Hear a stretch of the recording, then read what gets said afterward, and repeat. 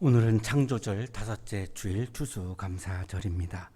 추수감사절 주일 예배를 시작하겠습니다. 다 같이 찬송가 88장 대 진정 사모하는 1, 2, 3절을 찬송하시겠습니다.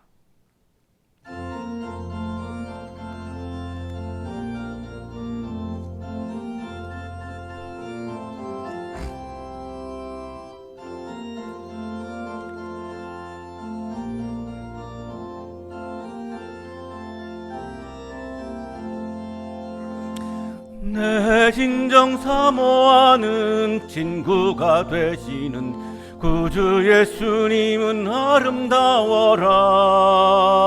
산 밑에 백합하여 빛나는 새벽별 주님 영원할 길 아주 없도다. 내 맘이 아플 적에 큰 위로 되시며 나 외로울 때 좋은 친구라. 주는 저 산 밑에 백합 빛나는 새벽별 이 땅 위에 비길 것이 없도다. 내 맘의 모든 염려 이 세상 고락도 주님 항상 같이 하여 주시고 시험을 당할 때에 악마의 계교를 즉시 물리치사 나를 지키네. 온 세상 날 버려도 주 예수 안 버려 끝까지 나를 돌아보시니. 주는 저 산 밑에 백합 빛나는 새벽별 이 땅 위에 비길 것이 없도다.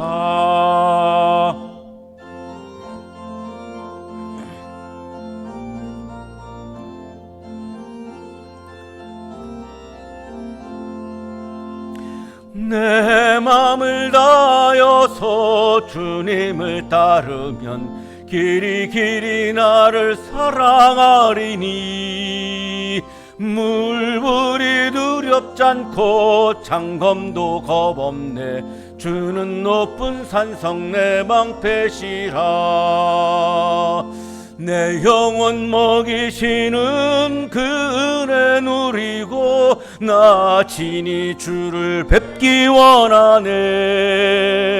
주는 저 산 밑에 백합 빛나는 새벽별 이 땅 위에 비길 것이 없도다.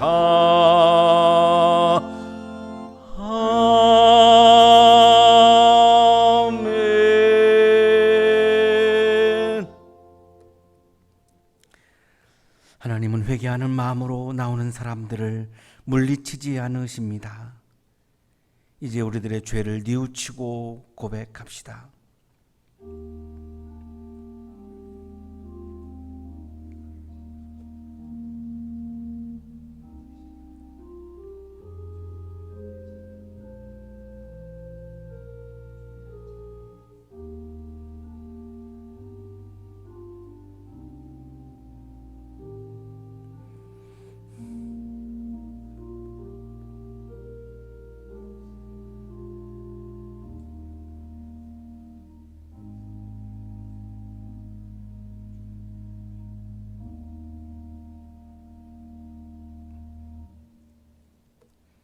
우리가 우리 죄를 자백하면 하나님은 신실하시고 의로우신 분이셔서 우리 죄를 용서하시고 모든 불의에서 우리를 깨끗하게 해주실 것입니다.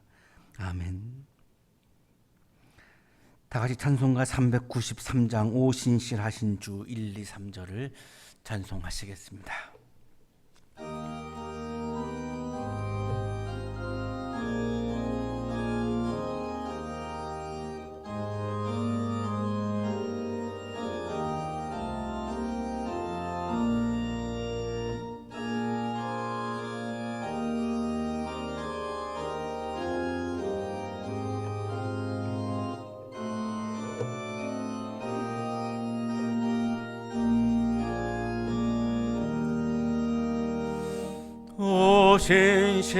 신실하신 주 내 아버지여 늘 함께 되시니 두려움없네.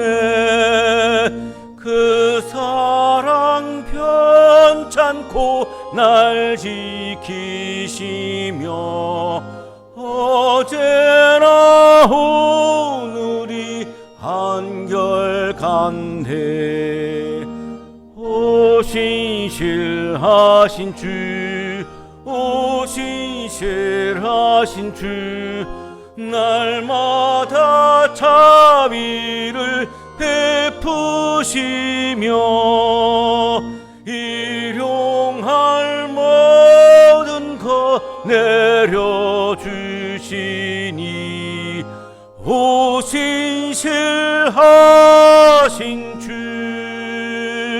나의 구주. 봄철과 또 여름, 가을과 겨울, 해와 달 별들도 다 주의 것. 만물이 주 영광 드러내도 다 신실한 주 사랑 나타내네. 오 신실하신 주, 오 신실하신 주, 날마다 자비를 베푸시며 일용할 모든 것 내려주시니 요 신실하신 주, 나의 구주.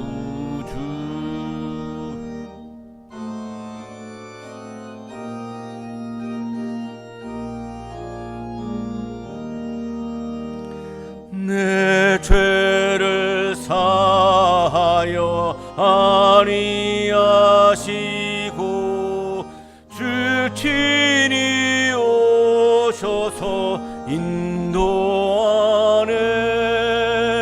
오늘의 힘 되고 내일의 소망, 주만이 만복을 내리시네.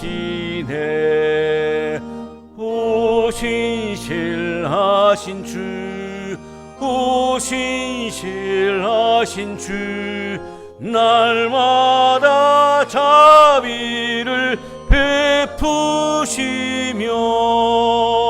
일용할 모든 것 내려주시니 오 신실하신 주, 나의 구주.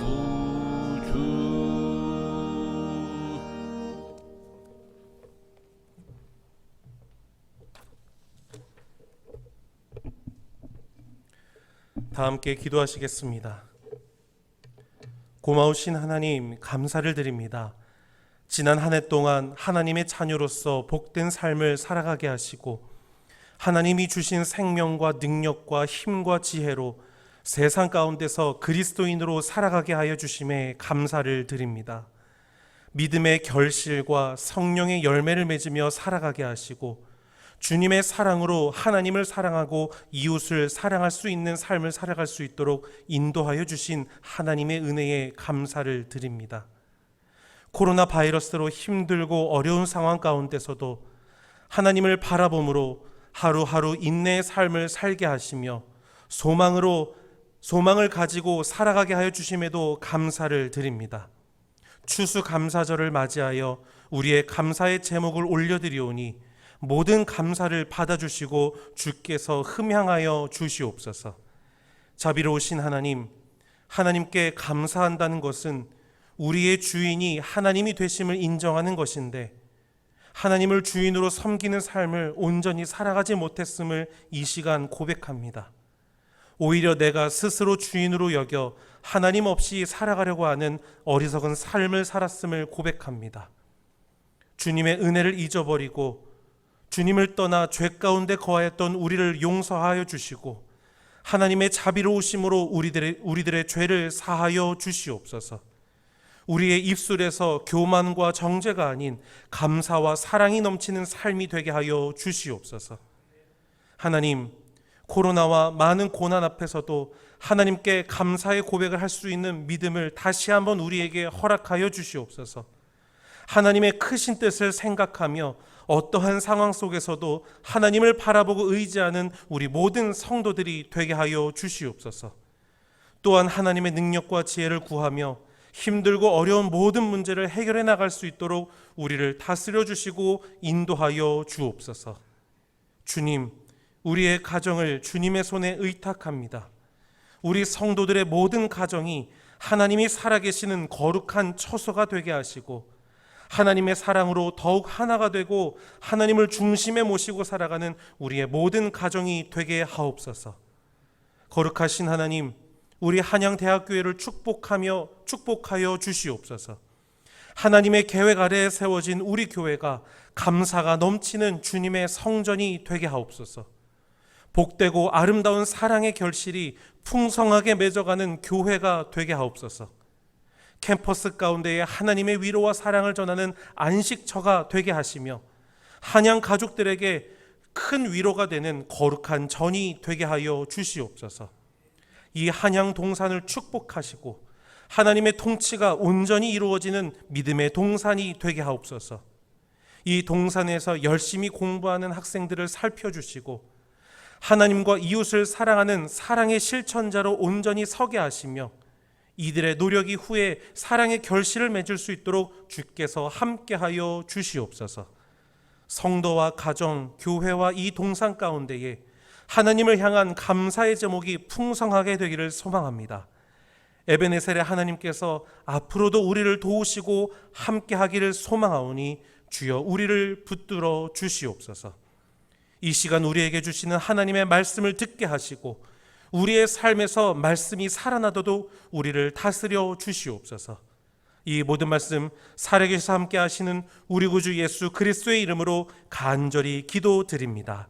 아멘.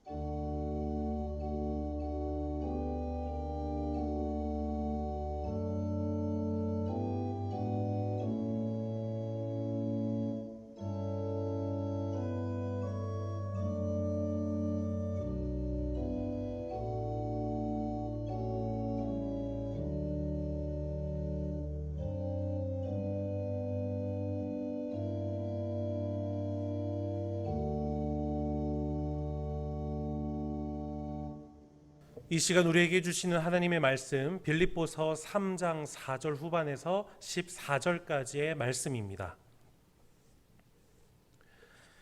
다른 어떤 사람이 육신에 신뢰를 둘 만한 것이 있다고 생각하면 나는 더욱 그러합니다. 나는 난지 8해 만에 할례를 받았고 이스라엘 민족 가운데서도 베냐민 지파요 히브리 사람 가운데서도 히브리 사람이요 율법으로는 바리새파 사람이요 열성으로는 교회를 박해한 사람이요 율법의 의로는 흠잡힐 데가 없는 사람이었습니다. 그러나 나는 내게 이루었던 것은 무엇이든지 그리스도 때문에 해로운 것으로 여기게 되었습니다. 그뿐만 아니라 내 주 예수 그리스도를 아는 지식이 가장 고귀함으로 나는 그 밖의 모든 것을 해로 여깁니다. 나는 그리스도 때문에 모든 것을 잃었고 그 모든 것을 오물로 여깁니다. 나는 그리스도를 얻고 그리스도 안에 있는 사람으로 인정받으려고 합니다. 나는 율법에서 생기는 나 스스로의 의가 아니라 그리스도를 믿는 믿음으로 말미암아 오는 의, 곧 믿음에 근거하여 하나님에게서 오는 의를 얻으려고 합니다. 내가 바라는 것은 그리스도를 알고 그분의 부활의 능력을 깨닫고 그분의 고난에 동참하여 그분의 죽으심을 본받는 것입니다. 그리하여 나는 어떻게 해서든지 죽은 사람들 가운데서 살아나는 부활에 이르고 싶습니다. 나는 이것을 이미 얻은 것도 아니며 이미 목표점에 다다른 것도 아닙니다. 그리스도 예수께서 나를 사로잡으셨으므로 나는 그것을 붙들려고 쫓아가고 있습니다. 형제자매 여러분, 나는 아직 그것을 붙들었다고 생각하지 않습니다. 내가 하는 일은 오직 한 가지입니다. 뒤에 있는 것은 잊어버리고 앞에 있는 것을 향하여 몸을 내밀면서 그리스도 예수 안에서 하나님께서 위로부터 부르신 그 부르심의 상을 받으려고 목표점을 바라보고 달려가고 있습니다. 서신서의 말씀입니다.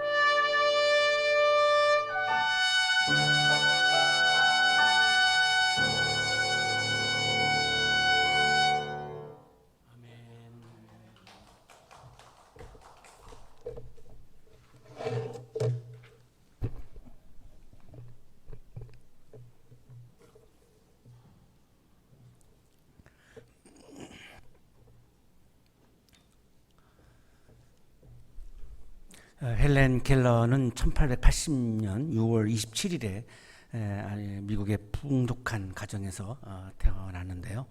19개월 만에 열병을 앓고 나서 시력과 청력을 잃었습니다. 보지도 못하고 듣지도 못하고 말하지 못하는 장애로 살았습니다.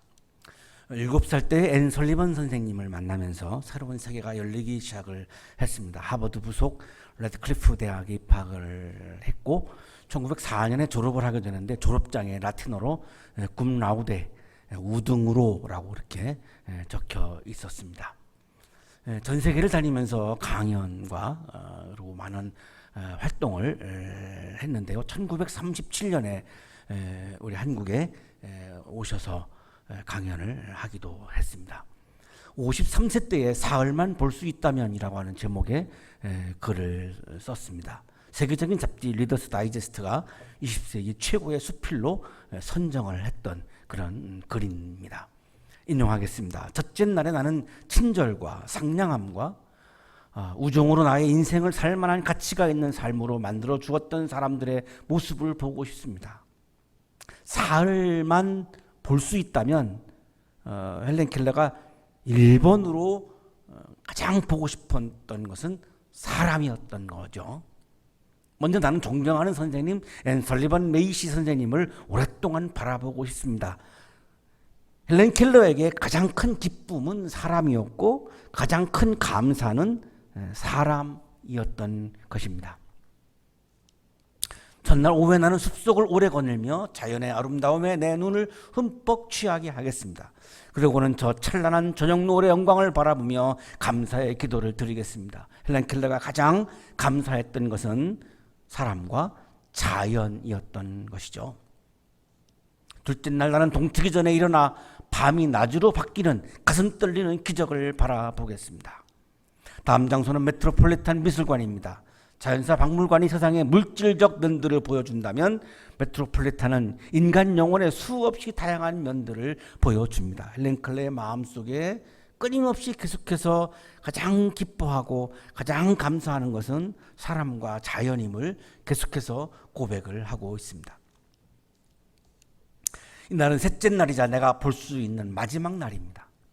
나에겐 무엇을 후회하거나 동경하면서 낭비할 시간이 없습니다. 봐야 할 것이 아직도 너무 많으니까요. 첫째 날에는 생명이 있는 것이든 없는 것이든 내가 사랑했던 친구들을 보았고, 둘째 날에는 인간과 자연의 역사를 살펴보았습니다.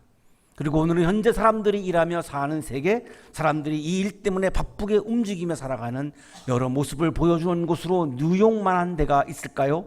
그러므로 이날엔 이 도시를 찾아가 보려고 합니다.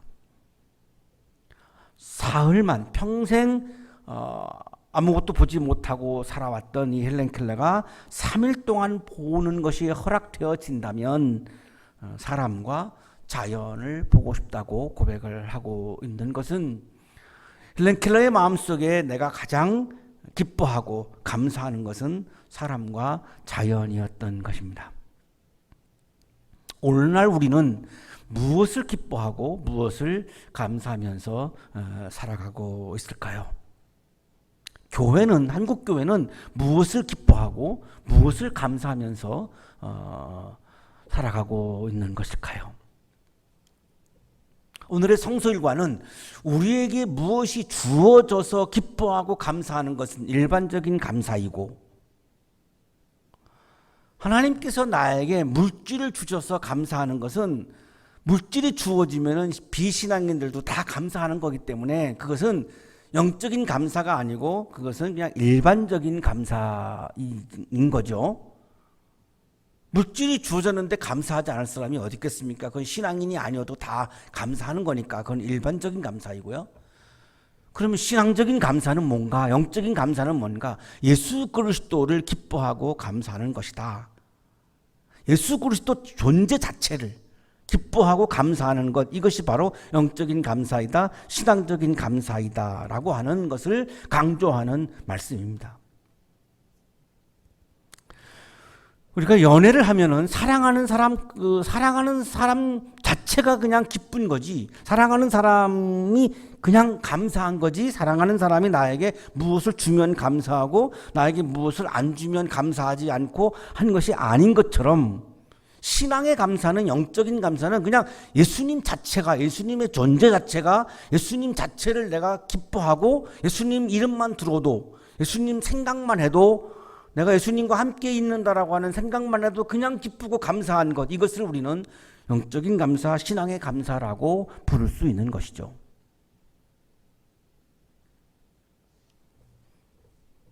자, 오늘 성서 일과는 빌립보서인데요. 이 빌립보 교회에 바울이 쓴 편지이죠. 이 빌립보 교회는 빌립보라고 하는 도시에 세워진 그런 교회인데, 이 빌립보라고 하는 도시는 주전 365년에 우리가 잘 알고 있는 알렉산더 대왕의 아버지인 마게도니아 왕이죠. 빌립 2세가 이 도시를 건설을 했습니다. 그리고 자기의 이름을 따서 빌립보라고 도시 이름을 지은 것입니다. 주전 168년에 로마에 의해서 이 도시가 점령이 됐습니다. 그리고 바울이 2차 선교 여행이죠. 48년 50년경에 이 빌립보 지역을 방문하게 됩니다. 드로아라고 하는 곳에서 말마라 해협을 건너서 네아폴리라고 하는 도시에 이르게 되고, 그 네아폴리에서 그 다음으로 갔던 곳이 바로 빌립보입니다. 이 빌립보라고 하는 곳에 가서 루디아라고 하는 여성을 만나게 되는데요. 이 루디아는 이 옷감 장사를 하는 그런 여성이었는데 굉장히 통이 컸던 것 같아요. 그래가지고 자기의 집을 예배 처소로 이렇게 바울에게 내어줍니다. 그래서 빌립보 교회가 시작된 거죠. 루디아의 집에서. 유럽 최초의 교회이죠. 바로 이 빌립보 교회가 유럽에서 시작한, 유럽에 세워진 최초의 교회입니다. 이 빌립보 교회는 외부의 핍박, 로마로부터 핍박을 받았습니다. 그리고 내부적인 가난, 아직 뭐 교회가 개척 교회니까 굉장히 경제적으로 어려웠습니다. 그 다음에 내분, 헬레니즘 문화에 교회가 들어오니까 계속 이게 이념적으로, 사상적으로 충돌할 수밖에 없지요. 그래서 굉장히 사상적으로 교회 안에서 굉장히 혼란스러웠던 겁니다. 이런 세 가지 고통을 이렇게 이 교회가 겪게 됩니다. 그래서 바울이 빌립보 교인들에게 편지를 보냈던 거죠. 위로하기 위해서. 1서신은 옥중 감사 서신이고, 2서신은 분열에 대처하는 서신이고, 3서신은 옥에서 나와서 바울의 반대자들, 교회의 반대자들에 대한 서신을 보냈는데, 오늘의 성서일과는 이 반대자들에 대한 서신에 속합니다. 빌립보 교회 안에서 바울을 적대했던 사람들은 두 부류인데요. 하나는 유대파 그리스도인입니다. 유대파 그리스도인은 할례를 주장합니다. 할례를 받아야 하나님의 백성이다라고 주장하는 것이 이제 유대인들이죠. 그러니까 유대파 그리스도인들은 이 교회 안에서도 할례를 주장했던 것이죠. 그러니까 유럽 사람들은 할례가 낯설죠. 유럽의 문화가 아니기 때문에 낯설고, 꼭 그거를 받아야지 우리가 구원받는 거냐? 예수님은 그런 말씀하신 적이 없지 않느냐? 이래서 이제 굉장히 영적으로 갈등하고 충돌이 벌어지는 거죠. 또 하나는 이제 헬라파 그리스도인인데, 헬라파 그리스도인들은 헬라어를 쓰는 사람들이죠. 그러니까 2세, 우리로 말하면 뭐 외국에 나가서 이제 한국의 부부가 나가서 이민을 가서 거기서 아기를 낳으면은 한국인이지만 영어를 쓰는 이제 미국인 2세가 나오는 것처럼, 헬라파 그리스도인들은 헬라어를 모국어로 쓰는 이제 그리스도인들입니다. 이 사람들은 헬라 철학에서 이원론을 주장하기 때문에 몸은 구원과 관계없고 이 영혼만 구원받는 거다. 그러니까 몸은 어차피 구원의 대상이 아니기 때문에 내 몸은 자유롭다. 그래서 도덕적인 방종을 주장을 했습니다. 이 두 부류가 바울을 적대시하는 그런 두 그룹이었습니다. 유대파 그리스도인들은 할례를 받아야 한다. 헬라파 그리스도인들은 몸은 구원의 대상이 아니니까 도덕적인 방종은 괜찮다. 이것들 때문에 교회에서 갈등이 생기고 이제 교회가 영적으로 혼탁스러워지고 막 이제 그랬던 거죠. 그러니까 그러니까 바울의 입장에서는 이거를 정리를 해야 되니까 이 편지를 보냈던 건데요. 자, 오늘 성서 일과가 바로 이 상황에서 보냈던 그 부분입니다. 하기야 나는 육신에도 신뢰를 둘만 합니다. 다른 어떤 사람이 육신에 신뢰를 둘 만한 것이 있다고 생각하면 나는 더욱 그러합니다. 자, 여기 육신이라고 하는 말은 할례를 강조하는 유대파 그리스도인들이 주장하는 것을 말하죠. 이 혈통, 인종, 할례, 선민사상, 유대 백성 이런 것들을 지금 의미하는데요. 바울이 보기에 너희들이 아무리 주장해도 나만큼 육신의 것을 자랑할 수 없다. 나야말로 정말로 육신의 차원에서 보면 내가 너희들보다 훨씬 더 내가 자랑거리가 많은 사람이다 라고 하는 이야기를 지금 하는 겁니다. 5절부터 8절까지 육신의 차원에서 자신이 매우 우월하다라고 하는 이야기를 쭉 이제 설명을 해 나가는데요.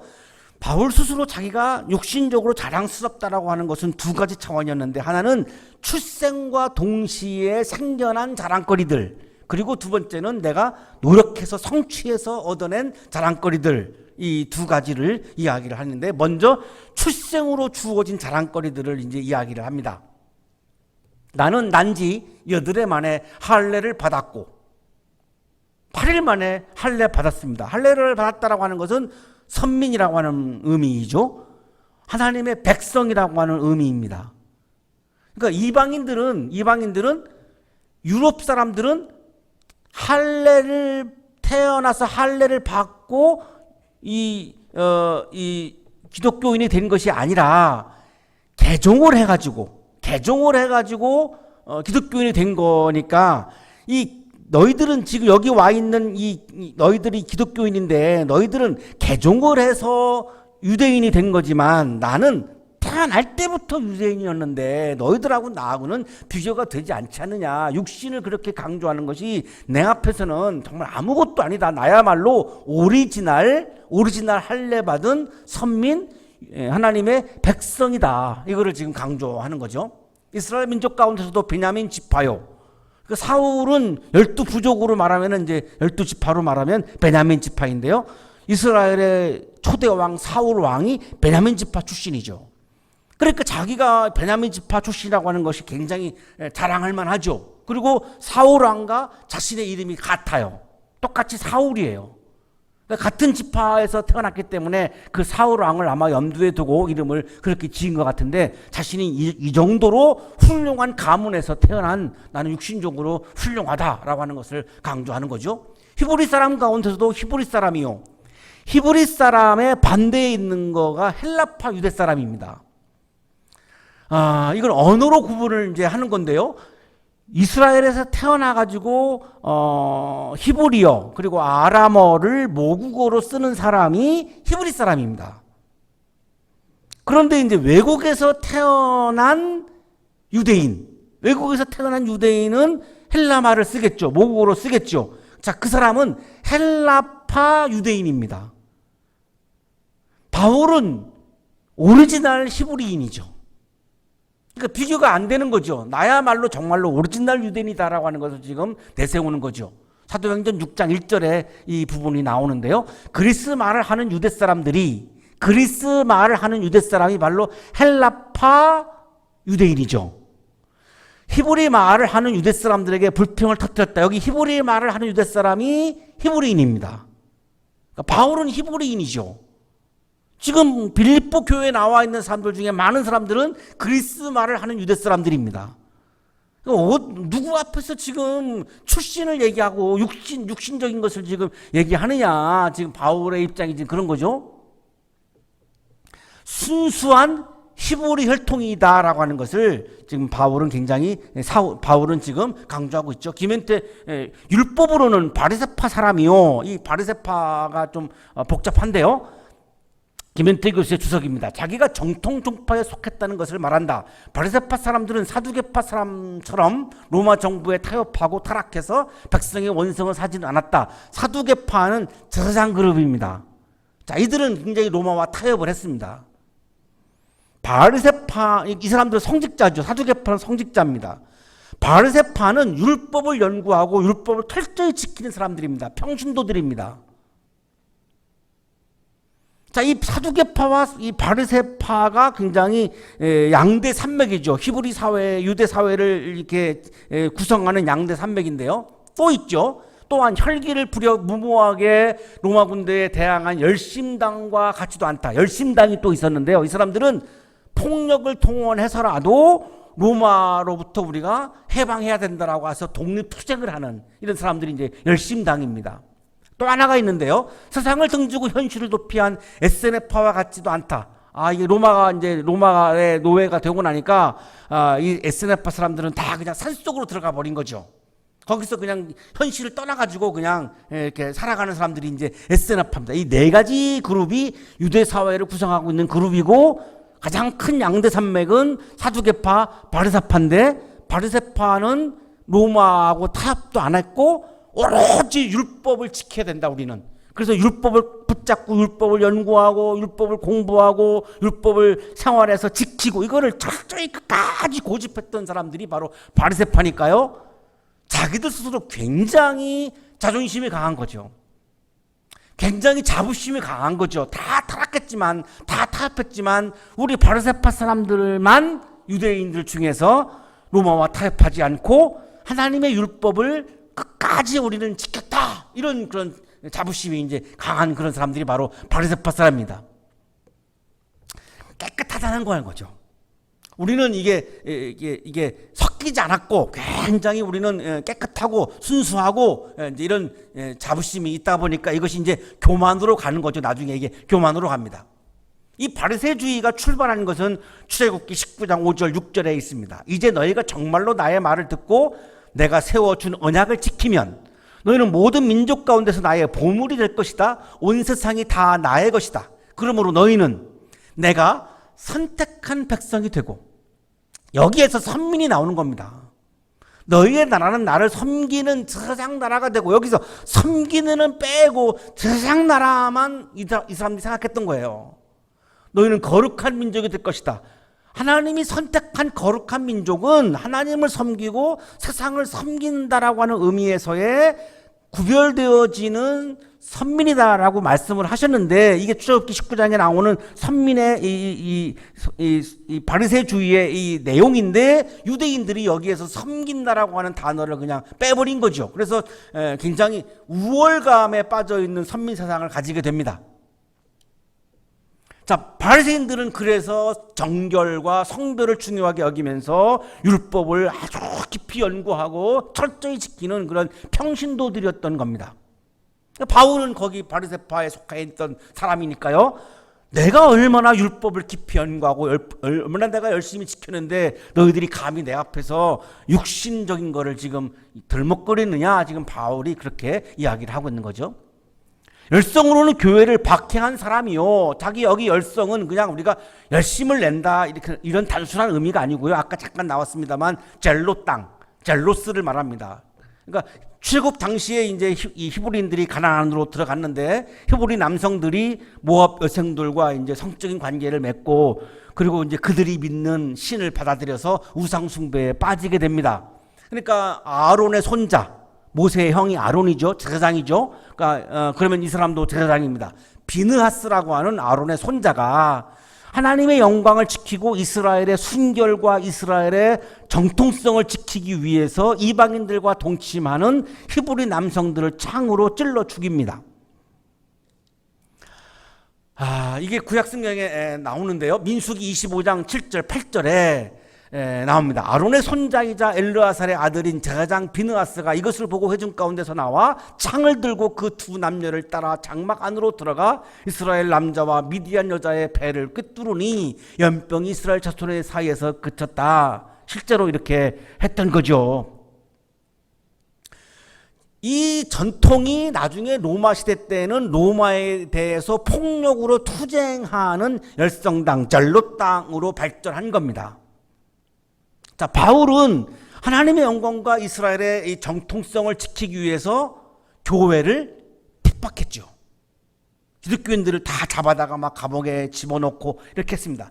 바울이 이걸 왜 이렇게 했냐면 바로 이 비느하스 전통을 지금 이어가고 있다라고 하는 자부심이에요.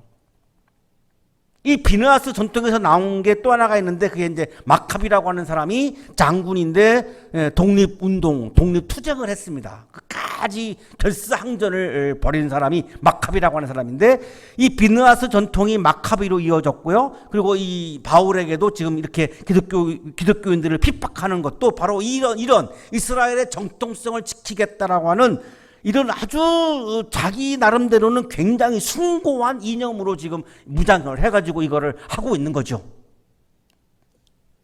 김세훈 교수의 설명입니다. 율법에 대한 바리새적 헌신과 유대교에 대한 전투적 열성은 바울을 유대교적 관점에서 보았을 때 의인으로 만들었습니다. 율법을 철저하게 연구하고 율법을 철저하게 지켰죠. 그러니까 율법의 차원에서 보면은 의로운 사람이죠.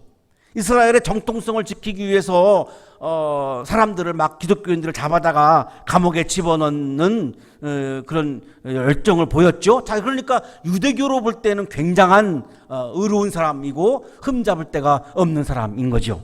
자기가 지금 그걸 설명을 지금 하고 있는 겁니다. 자, 7절에 가서 이제 반전이 일어납니다. 그러나 나는 내게 이루었던 것은 무엇이든지 그리스도 때문에 해로운 것으로 여기게 되었습니다. 다메섹 도상에서 지금 사진을 보시는 것처럼 바울이 꼬꾸라져 가지고 이 실명을 하면서 예수 그리스도를 만나죠.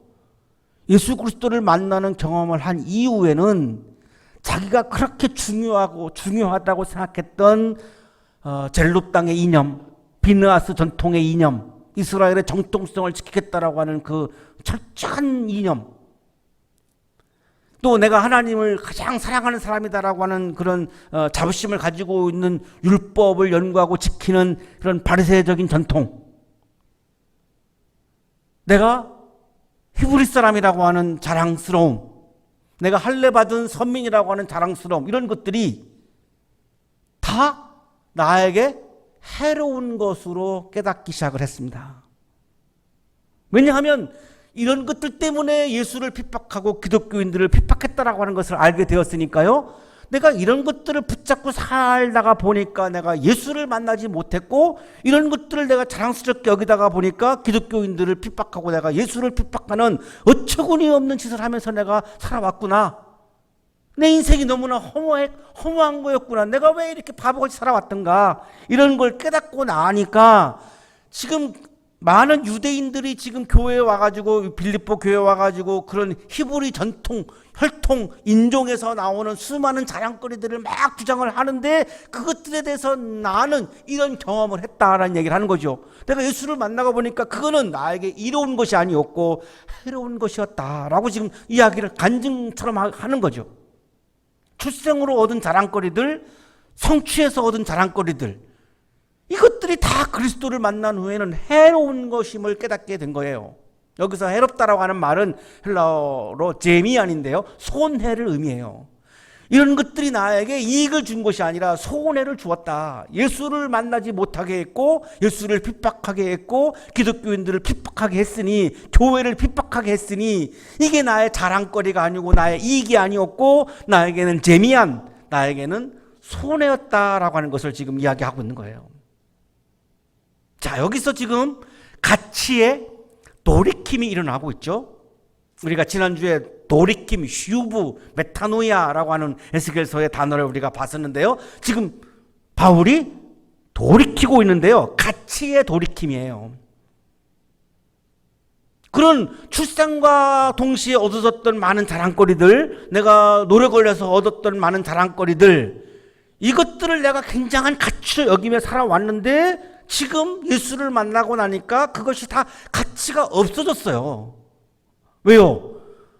예수라고 하는 가치가 너무나 크다가 보니까, 예수라고 하는 가치가 너무나 기쁘고 예수라고 하는 가치가 너무나 감사하다가 보니까 이런 것들을 아무것도 아닌 거로 보이기 시작하는 거예요. 가치의 전환, 가치의 돌이킴이 일어나고 있는 거죠. 이게 바로 회개이고 회심이라는 겁니다. 바로 이게. 예배당에 나와서 울면서 이렇게 막 눈물 흘리고 또 돌아가서 똑같은 행동을 하고 하는 것은 회개가 아니고, 완전히 내 가치관이 바뀌고 내 삶의 방향이 바뀌는 거죠. 지금 여기 바울을 보면 완전히 바뀌거든요. 삶이 완전히 바뀌죠. 예수를 핍박하던 사람이 세상에 예수를 전하기 위해서 위험을 무릅쓰고 유럽까지 갔으니까요. 완전히 인생이 바뀐 거거든요. 왜 그러냐면 가치가 바뀌었기 때문입니다. 이스라엘 정통성을 지키겠다라고 하는 그 이념, 하나님의 율법을 지키겠다라고 하는 자기 나름대로에는 정말로 순수한 신앙, 이런 것들이 너무나 무가치하게 보이기 시작하는 거예요. 왜? 예수가 너무나 큰 거예요. 예수를 경험하고 나니까 예수가 너무나 기쁘고 예수가 나에게는, 예수 자체가 나에게는 너무나 감사인 거예요. 예수라고 하는 존재가 나에게 기쁨이고 예수라고 하는 존재가 나에게는 감사인 거예요. 이거를 경험하고 나니까 이거는 진짜 아무것도 아닌 거로 보이는 거죠. 그래서 이렇게 얘기하죠. 그 모든 것을 오물로 여깁니다. 나는 그리스도를 얻고, 그리스도를 만나서 내가 그리스도를 경험하고 나니까 그렇게 내가 평생 정말로 소중한 자랑거리라고 여겨왔던 것들은 오물로 여기게 된다. 원어를 직역하면은 쓰레기, 이런 의미를 가지고 있는데요. 그냥 쓰레기에 불과하다.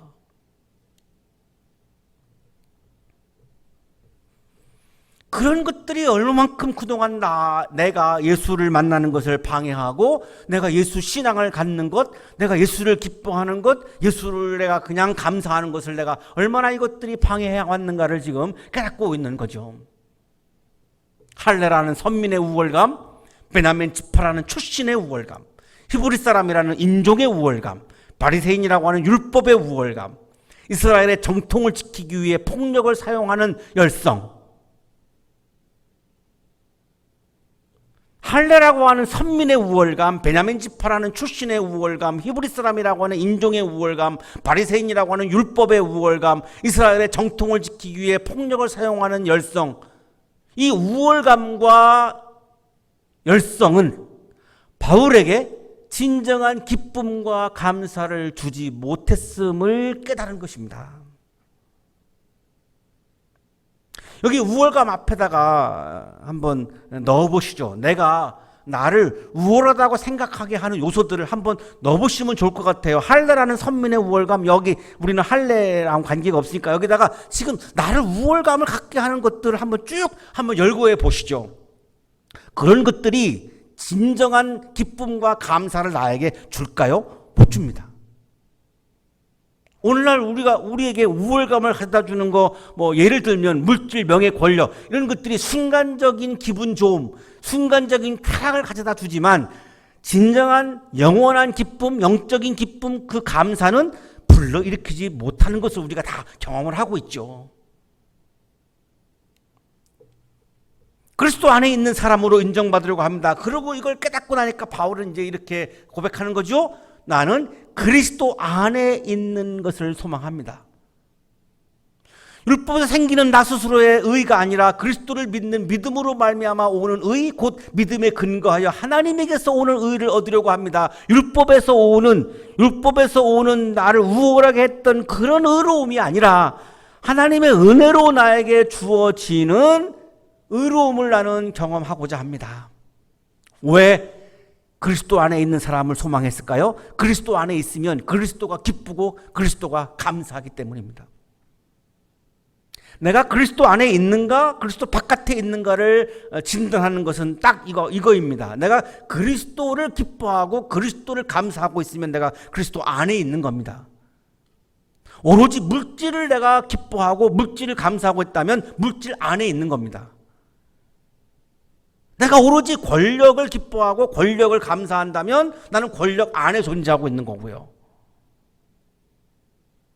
이거 금방 진단이 되죠. 교회가 그리스도를 기뻐하고 그리스도를 감사해야 그리스도 안에 있는 교회가 되는 거고요. 교회가 물질을 기뻐하고 물질을 감사한다면 교회가 물질 안에 존재하는 거고요. 바울은 율법의 우월감에서 오는 의로움이 아니라 그리스도를 믿는 믿음에서 오는, 하나님에게서 오는 영적인 의로움을 이제 추구하고 있는 거죠. 가치의 전환, 돌이킴이 일어났으니까요. 우월감은 순간적인 쾌락을 주고 예수를 기뻐하고 감사하는 믿음은 우월감은 순간적인 타락을 주는 거죠. 믿음은 뭐죠? 예수를 기뻐하고 예수를 감사하는 게 믿음이죠. 그 예수를 기뻐하고 예수를 감사하는 믿음은 나에게 영적인 기쁨과 감사를 주는 거죠.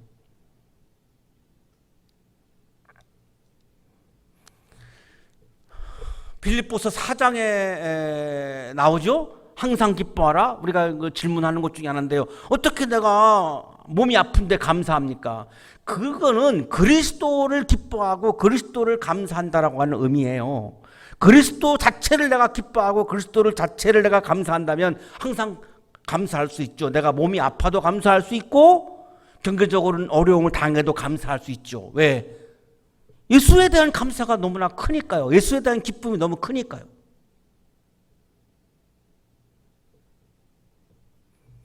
내가 바라는 것은 그리스도를 알고 그분의 부활의 능력을 깨닫고 그분의 고난에 동참하여 그분의 죽으심을 본받는 것입니다. 자신을 우월하게 하는 조건들이 아니라 그리스도가 기쁨이고 그리스도가 감사입니다. 지금 이 표현을 하고 있는 거죠. 그래서 나는 부활에 이르고 싶습니다. 왜 나는 예수가 기쁨이고 예수가 감사인가? 예수가 아니고서는 내가 부활을 경험할 수가 없으니까요. 예수를 통해서만 내가 부활을 경험할 수 있으니까요. 예수만큼 기쁜 것은 없는 거고 예수만큼 감사한 게 없다는 거죠. 나는 이것을 이미 얻은 것도 아니며 이미 목표점에 다다른 것도 아닙니다. 그리스도 예수께서 나를 사로잡으셨으므로 나는 그것을 붙들려고 쫓아가고 있습니다. 내가 예수를 기뻐하고 예수를 감사하는데 세상에 예수님이 나를 사로잡았다는 거예요. 이거 황홀한 거죠. 굉장히 내가 좋아하는 사람이 나를 찾아와서 내 손을 붙잡아 준다고 상상을 해보면 이거 너무나 황홀한 거 아니겠습니까? 내가 너무나 좋아하는 연예인이 나를 찾아와가지고 내 손을 붙잡아주고 이런다. 이거 황홀한 거죠. 하물며 지금 바울은 예수를 경험하고 나서 가치의 돌이킴을 통해서 완전히 인생이 다 바뀌어버렸고 가치관이 완전히 바뀌어서 예수가 나에게는 최고다라고 하는 지금 믿음을 가지고 있는데 그 예수님이 나를 사로잡으셨다는 거예요. 그러니까 이건 너무나 황홀한 기쁨인 거죠. 그래서 나도 그것을 붙들려고 쫓아가고 있습니다. 예수를 붙잡으려고 달려가고 있다는 거죠. 여기 목적어 이거는 이 그리스도를 말하는 것입니다. 김수인 교수의 설명입니다. 붙잡다라는 동사에 대한 목적어가 생략되어 있습니다. 생략된 목적어는 그리스도입니다. 형제자매 여러분, 나는 아직 그것을 붙들었다고 생각하지 않습니다. 그러나 바울이 아직도 내가 다 놓은 게 아니고 뭔가가 육신적인 것을 붙잡으려고 하는 마음이 아직도 있다라고 생각한 것 같아요. 그러니까 내가 아직도 완벽하게 내가 예수를 붙잡았다고 생각하지 않습니다. 내가 하는 일은 오직 한 가지입니다. 뒤에 있는 것은 잊어버리고 육신적인 것들은 다 잊어버리고 앞에 있는 것을 향하여 예수 그리스도를 향하여 몸을 내밀면서 그리스도 예수 안에서 하나님께서 위로부터 부르신 그 부르심의 상을 받으려고 목표점을 바라보고 달려가고 있습니다. 내가 예수 안에 있는 그리스도 안에 있는 사람이 되면 예수 때문에 나에게 주어지는 기쁨과 감사라고 하는 이런 상들을 향해서 나는 지금 열심히 예수를 붙잡으려고 달려가고 있습니다. 이것이 바로 신앙의 감사요, 영적인 감사임을 지금 이야기하고 있는 것이죠. 바울은 그리스도 안에 존재하기 위해서 그리스도와 함께 있기 위해서 예수를 향해서 힘차게 달려가고 있습니다. 예수가 기쁨이고 예수가 감사이기 때문에 그렇습니다. 예수께서 여러분들을 사로잡아 주셨습니다. 예수를 붙잡기 위해서 오늘도 열심히 달려가는, 예수를 기뻐하고 예수를 감사하는, 그래서 항상 기뻐할 수 있는, 언제나 감사할 수 있는 영적인 감사가 충만한 여러분의 믿음과 삶이 되시기를 축복합니다. 거룩하신 주님, 예수를 기뻐하지 못하고 예수님을 감사하지 못하고 다른 것들만 붙잡고 기뻐하고 감사했던 우리의 삶을 고백합니다. 우리를 불쌍히 여겨 주시고 우리에게 믿음을 주셔서 예수를 기뻐하고 예수를 감사하는 믿음을 주셔서 그리스도 안에 있는 사람이 되어서 그리스도를 기뻐하고 그리스도를 감사하는 신앙의 감사와 영적인 감사가 충만하여 항상 기뻐하고 범사에 감사하며 살아가는 아름다운 그리스도인으로 살아가도록 은총을 내려 주옵소서. 예수 그리스도의 이름으로 기도하옵나이다. 아멘.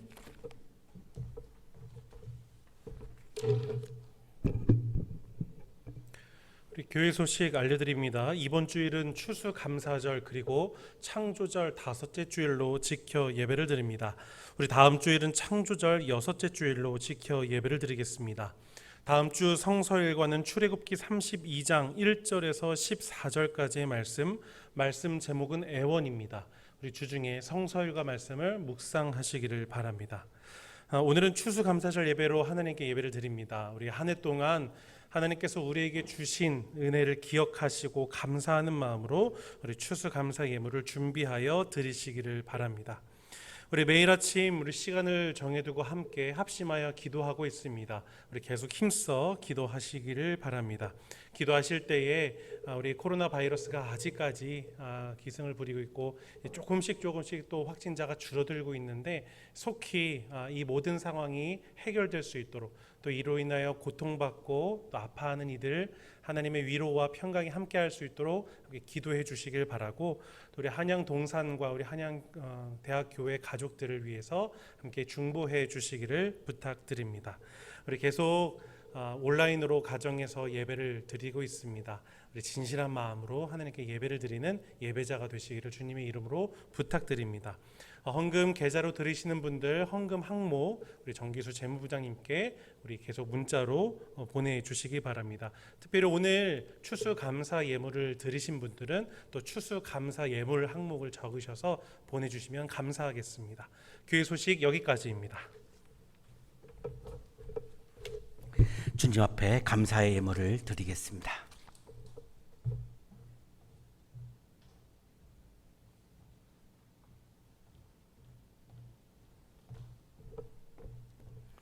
거룩하신 주님, 부족한 우리들을 사랑하셔서 우리를 사로잡아 주시고 오늘 우리들에게 믿음을 주셔서 예수 그리스도를 기뻐하고 예수 그리스도를 감사하며 예수를 붙잡으려고 달려가는 마음을 주셔서 감사합니다. 감사의 마음을 예물에 담아 드리오니 기쁘게 받아주시고 예물을 드린 손길 위에 크신 은혜와 건강을 허락하여 주옵소서. 예수 그리스도 이름으로 기도하옵나이다. 아멘.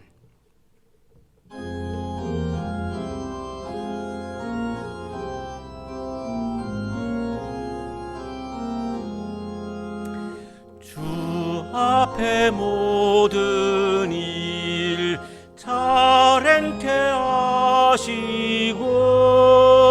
이후에 주님 배울 때 상 받게 하소서.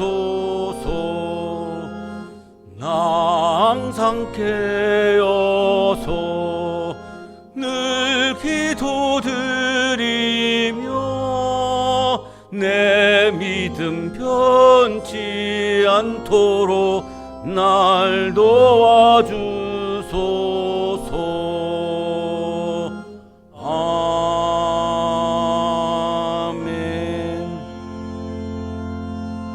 이제는 우리에게 하나밖에 없는 생명까지도 아낌없이 사랑으로 나누어 주시는 예수 그리스도의 은혜와 우리에게 말씀을 주시는 하나님의 사랑하심과 생명의 기운을 주시는 성령의 역사하심이 예수 그리스도를 기뻐하고 예수 그리스도를 감사하는 마음을 마음에 가득 채우고 세상을 향하여 힘차게 나아가는 우리 모든 한양 가족들의 삶 속에 지금부터 영원토록 함께 하시기를 간절히 축원하옵나이다. 아멘.